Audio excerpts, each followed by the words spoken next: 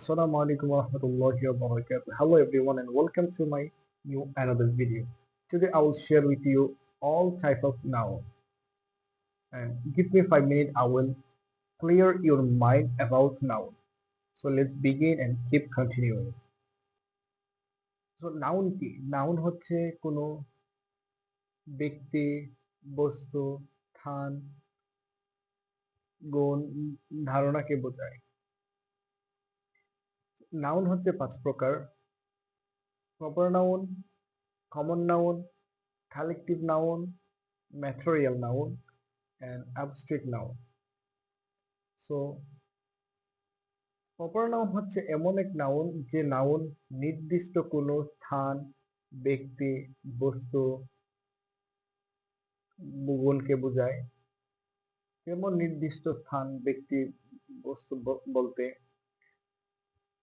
রহিম একজন ব্যক্তির নাম, এটা হচ্ছে প্রপার নাউন।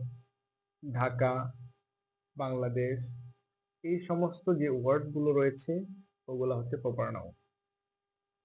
2 নম্বর হচ্ছে কমন নাউন, ব্যক্তি, বস্তু, স্থান, ধারণাকে বোঝায় কিন্তু নির্দিষ্ট করে না।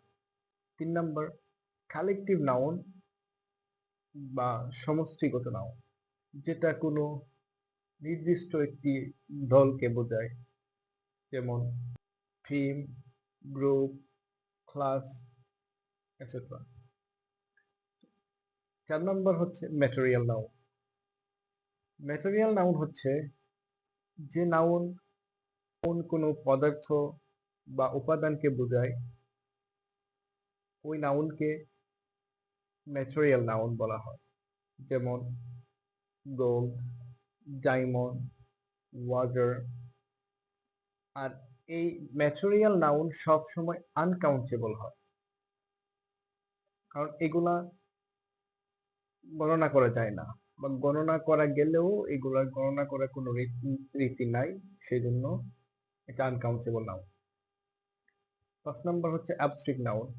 নাউন কোনো অনুভূতি, গুণ বা ধারণাকে বোঝায়, তাকে অ্যাবস্ট্রাক্ট নাউন বলা হয়। যেমন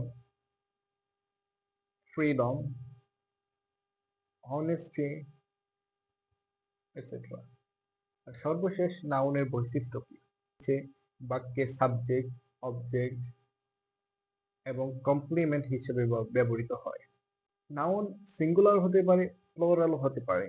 নাউনের আরেক প্রকার বৈশিষ্ট্য হচ্ছে এই নাউনের পসেসিভ রূপও থাকে।